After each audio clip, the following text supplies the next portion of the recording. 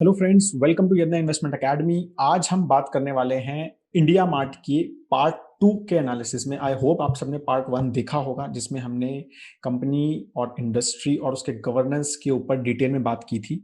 आज हम बात करने वाले हैं उनके फाइनेंशियल्स पे और वैल्यूएशंस पे बात करेंगे, जो बहुत इंटरेस्टिंग होगा। ठीक है, तो आपको ऑलरेडी कंपनी के बारे में अच्छे से पता होगा, आई एम श्योर, और इंडस्ट्री क्या है, वहां के रेटिंग्स वगैरह हमने देख लिए। हम डायरेक्टली फाइनेंशियल्स पे चलते हैं। तो क्वार्टरली परफॉर्मेंस कैसा रहा है? कंसोलिडेटेड सेल्स अगर देखेंगे तो एक कंसिस्टेंटली इंक्रीज ही है। जून में तो एक्सपेक्टेड था कि डिक्रीज करेगा, बी टू बी बिजनेसेस वगैरह तो मतलब सभी बंद था, तो सभी इस टाइप में है, लेकिन थिंग्स आर इंप्रूविंग अगेन। सितंबर क्वार्टर अच्छा रहा। ठीक है, तो ओवरऑल एक अच्छा ट्रेंड दिख रहा है, consistent quarter on quarter growth दिख रही है कंपनी में। अगर हम ऑपरेटिंग प्रॉफिट की बात करें कंपनी की, क्वार्टर ऑन क्वार्टर, तो वो बहुत ही अच्छे से कंसिस्टेंटली और काफी फास्ट ग्रो कर रही है as compare to the sales. तो मतलब efficiencies are improving in the company, right. Even PAT आप देखेंगे तो जून में भी पैट काफी अच्छा रहा है, 74 करोड़ रुपीज का, और सितंबर में 70 करोड़ का। तो overall things are in the positive, which is very good. और ये कंपनी जो है ना, लॉस मेकिंग कंपनी थी, इसके बारे में मैं आपको बताऊंगा आगे, कि ये लॉस मेकिंग कंपनी थी शायद 2 साल पहले तक, राइट। तो ये सब चीजें जो हैं, इन्होंने प्रॉफिट पे फोकस ये सब 1.5-2 साल पहले ही स्टार्ट किया है, जबकि इतनी पुरानी कंपनी है, तो ये ध्यान रखिए आप, राइट। तो ये इनका एनुअल है। अभी आप एनुअल देखेंगे तो 24% का 5 ईयर्स 6 ईयर्स का इनका ग्रोथ है, विच इज प्रेटी गुड और काफी कंसिस्टेंट ग्रोथ है। 44% ग्रोथ, 25, 29, 23, 26, तो मतलब 20-25% से ग्रोथ, सेल्स ग्रोथ लगातार चल रही है, विच इज काफी गुड, राइट। और ऑपरेटिंग प्रॉफिट, अब देखा, जैसा मैंने बोला, लास्ट 2 साल से ही प्रॉफिट हुआ है। उससे पहले 4 साल कंपनी लॉस मेकिंग थी। इस टाइम इन्होंने बहुत एडवर्टाइजमेंट भी की है, जो हमने देखा था, राइट। तो कंपनी ने एक्चुअली प्रॉफिट्स बनाने अभी लास्ट 1-2 साल से शुरू किए हैं। तो ये आप समझिए कि ये किस टाइप का इंटरनेट बिजनेस का मॉडल है, और यही ऐसा आजकल चल रहा है कि पहले लॉस मेकिंग रहते हैं, बहुत ज़्यादा इन्वेस्ट करते हैं टेक्नोलॉजी में, कस्टमर एक्विजिशन कॉस्ट काफ़ी स्ट्रांग रहती है। I am sure they must have done lot of advertisements and everything, और फिर आप उसका बेनिफिट बाद में लेना शुरू करते हैं, जो इन्होंने अभी शायद वो एक पॉजिटिव साइकिल में they are entering into, it seems like, और that's why people are valuing them so much as well. ठीक है, तो सेम पैट में भी अगर आप देखेंगे तो वो कंसिस्टेंटली अभी लास्ट 2 साल में ही एक अच्छा पैट यहां पर दिखने लगा है। डेफर्ड रेवेन्यू क्या होता है? डेफर्ड रेवेन्यू क्यों? क्योंकि इनका काफी सारे एनुअल प्लान्स हैं, राइट। मल्टी ईयर प्लान्स हैं, कि सब्सक्रिप्शन मॉडल जो करते हैं, तो 3 साल का सब्सक्रिप्शन ले लिया किसी ने, तो ऑब्वियसली अब मिल पैसे तो आज मिल गए 3 साल के, लेकिन आपको अब वो रेवेन्यू जो है वो डिफर्ड आपको आगे देना पड़ेगा ना, वो, क्योंकि आपने सर्विस तो उसको दी नहीं है अभी तक, 3 साल में दोगे सर्विस, तो वो डेफर्ड रेवेन्यू है। तो उनका 684 करोड़ रुपीज का डेफर्ड रेवेन्यू है मार्च 2020 में। ठीक है, इसमें से 60% रेवेन्यू आसपास जो है वो 1 ईयर का डेफर्ड है, और बाकी 40% जो है वो मल्टी ईयर डेफर्ड है। तो 21 मंथ्स का शायद इनका कुछ एवरेज है, कि जो सारा पैसा जो है इनके पास बुक हो जाएगा एवरेज। तो ये कंसिस्टेंटली इंक्रीज हो रहा है, तो इसका मतलब इनके जो बड़े बड़े प्लान्स हैं, लॉन्ग टर्म प्लान्स हैं, वो कंसिस्टेंटली ज्यादा बिक रहे हैं, तो विच इज वेरी गुड। और इसी वजह से एक और यहाँ पर रेड फ्लैग मैं दिखाना चाहता हूँ, कि ये डेफर्ड रेवेन्यू जो इतना बड़ा है, जो आप अभी जो रेवेन्यू आ रहा है वो डेफर्ड पहले का रेवेन्यू है। इसकी वजह से इनका impact due to COVID was limited in June, लेकिन आई एम श्योर ये जो इम्पैक्ट है, जो जून क्वार्टर में बहुत बड़ा इम्पैक्ट आया होगा इनके सब्सक्रिप्शन में, मुझे ऐसा लगता है।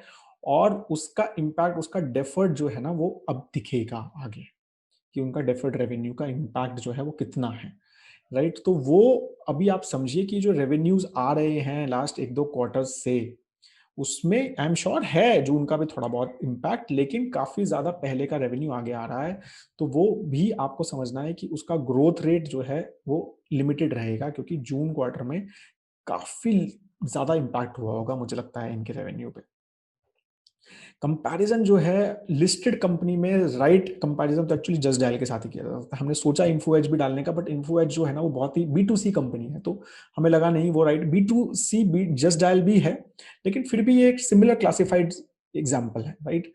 तो मार्केट कैप देखेंगे तो इंडिया मार्ट जो है ऑलमोस्ट 5 टाइम्स बड़ा है जस्ट डायल से, जबकि सेल्स वाइज जस्ट डायल बड़ा है।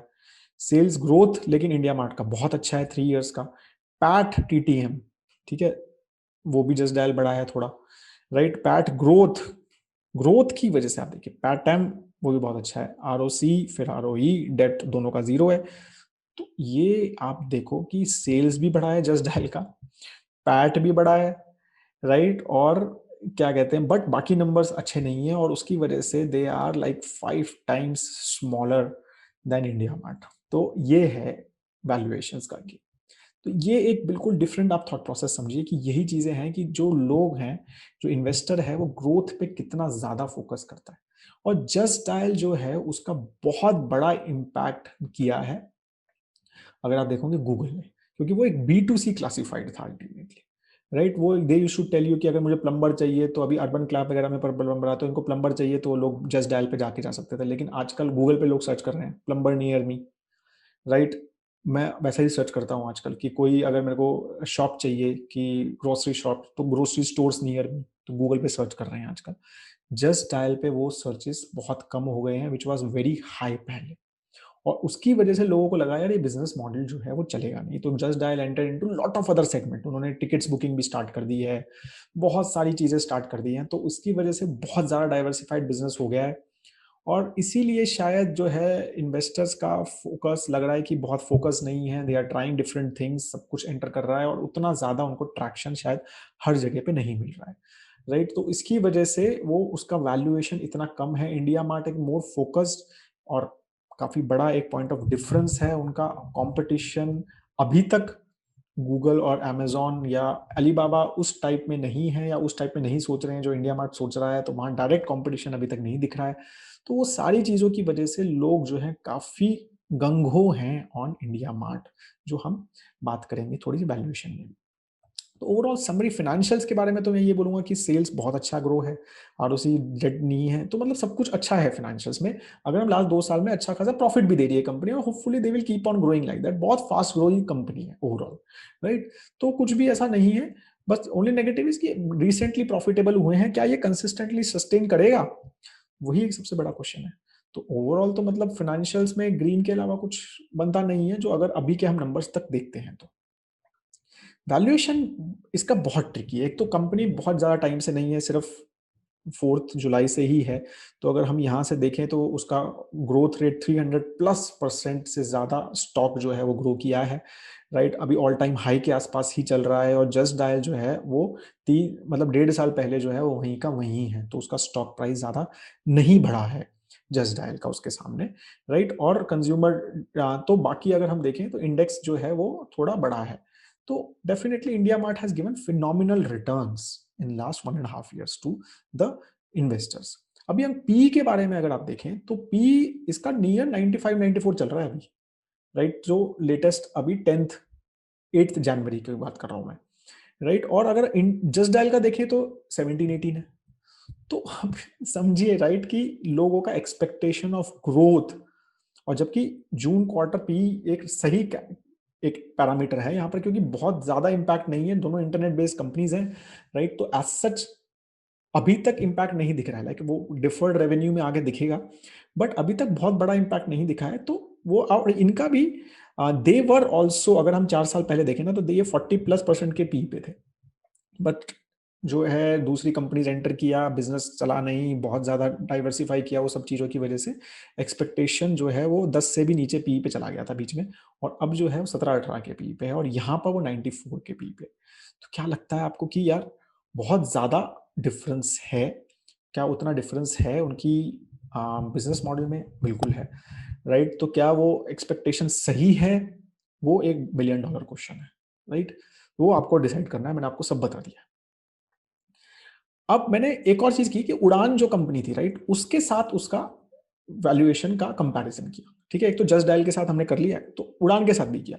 तो उड़ान ने अभी रिसेंटली 280 मिलियन फाइनेंशियल करी है, और वो $3.1 बिलियन पे की है, जो कि ऑलमोस्ट सिमिलर है जो इंडिया मार्ट का वैल्यूएशन है। और हमने जो नंबर्स देखे जो इंडिया मार्ट वर्सेस उड़ान के हैं, तो काफी पीछे है यार उड़ान, मतलब लॉजिस्टिक सॉल्यूशंस में है वो, ठीक है, एक डिफरेंट सेगमेंट में है। They are innovative, they have taken NBFC also, ठीक है, वहां पर लाइसेंस भी लेके और क्रेडिट वगैरह भी दे रहे हैं, वो सब चीजें हैं। और वो, बट वो एफएमसीजी प्लेयर में है मेजरली, और they are more into smaller cities currently. तो मैं ये नहीं कह रहा कि यहाँ पर ग्रोथ नहीं होगा, यहाँ पर भी बहुत फास्ट ग्रो होगा, बट $3.1 बिलियन, और वहां पे $3 बिलियन।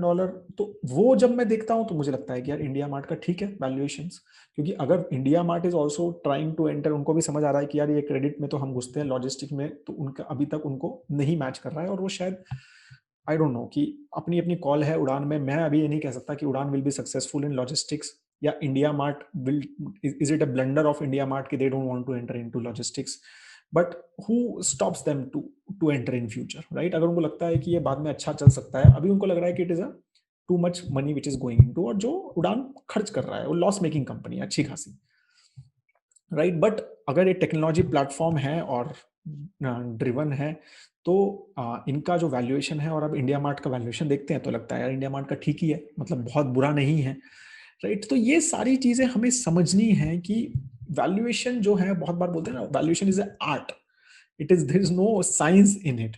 तो हम अगर उड़ान के साथ उसका कंपैरिजन करते हैं तो नंबर्स देखते हैं तो लगता है कि यार इंडिया मार्ट का तो काफी ज्यादा होना चाहिए, और जब मैं उसको जस्ट डायल के साथ करता हूं तो लगता है कि कम होना चाहिए काफी, राइट? तो हमें ये देखना है कि आप इसको किस तरह से वे करते हैं, आपको कितना फ्यूचर दिखता है, आपको लगता है कि जो ये 30-40% ग्रोथ की बात चल रही है नेक्स्ट 5 ईयर्स में, क्या वो ग्रोथ रेट सस्टेन कर सकता है क्या इंडिया मार्ट? आप समझिए कि इंडिया मार्ट सस्टेन कर रहा था 2016-17 तक, बट 3 साल से उनका ग्रोथ रेट 24-25% ही है, 40% पे नहीं है। तो क्या वो 40% ग्रोथ जो बात कर रहे हैं इंडस्ट्री करेगा, या जो भी है 35% करेगा, वो कर सकता है इंडिया मार्ट? अगर कर सकता है तो वैल्यूएशन आर जस्टिफाइड, अगर नहीं कर सकता, वो 10-15% पे ही ग्रो करता है, तो valuation are not justified at all.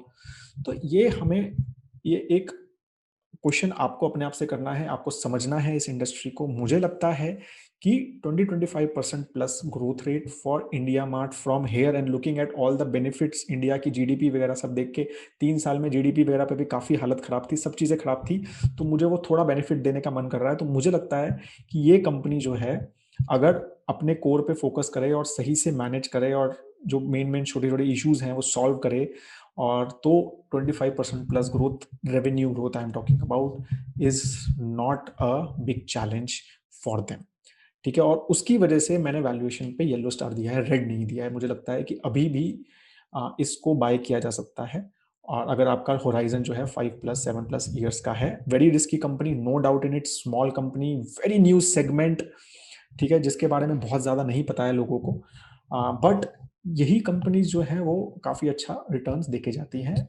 अब रिस्क जो है, स्ट्रेंथ, मार्केट लीडर है, मतलब ये स्ट्रेंथ हम बात कर चुके हैं, बहुत बड़ा यूजर बेस है, बहुत इंडस्ट्रीज को कैटर कर रहे हैं, तो काफी डाइवर्सिफाइड है, फाइनेंशियल ग्रोथ रेट बहुत अच्छा है, सेटिस्फाइड कस्टमर्स हैं, कस्टमर एक्विजिशन जो है वो टेली कॉलिंग से है, बहुत ज्यादा इंटरनेट बेस्ड डिपेंडेंट नहीं है, मतलब ऐसा नहीं है कि गूगल पे बहुत डिपेंडेंस है इनका, वो नहीं है, वो भी बहुत बड़ा एक स्ट्रेंथ है। वीकनेस लॉजिस्टिक सर्विस में नहीं है, कंजर्वेटिव अप्रोच में है थोड़ा, लो इनोवेशन, ठीक है, वो बात किया हमने। और कोविड इम्पैक्ट एमएसएमई सेक्टर पे आएगा और आपको दिखेगा मेरे ख्याल से नेक्स्ट 2-3 क्वार्टर में, तो वो चीज काफी बड़ा इम्पैक्ट हो सकता है, कब तक रहेगा वो पता नहीं।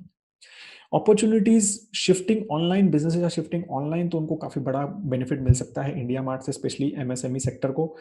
रूरल इंडिया से भी काफी ग्रोथ आ सकता है, अभी इनका majorly suppliers are from metros, अगर ये start focusing on smaller cities तो वहां पर भी, और ये बात कर रहे हैं डिफर्ड प्राइसिंग, मतलब सॉरी डिफरेंशियल प्राइसिंग के लिए, तो वो सब सोच रहे हैं, तो इसका मतलब राइट डायरेक्शन में सोच रहे हैं।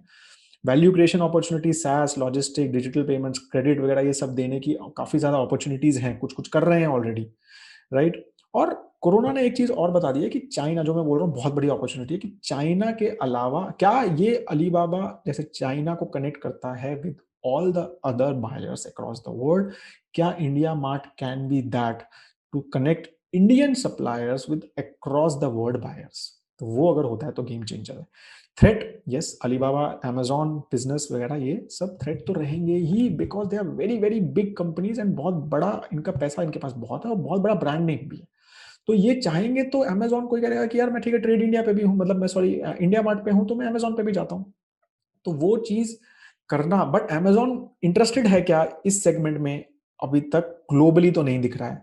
इंडिया में they can have a different strategy, अगर है तो वो हो सकता है। गूगल भी एक इनका डिपेंडेंस है, और गूगल भी अगर इस सेगमेंट में एंटर कर सकता है, होने में कुछ भी हो सकता है, तो वो एक बहुत बड़े इनके थ्रेट्स हैं, और स्लो डाउन इकोनॉमी में जो था वो उनका इम्पैक्ट हुआ उसकी वजह से। तो ये सारी चीजें हैं आपके सामने प्रेजेंटेड हैं, बहुत फास्ट ग्रोइंग सेगमेंट है, बड़ी बिजनेस अपॉर्चुनिटी है हमें लगता है।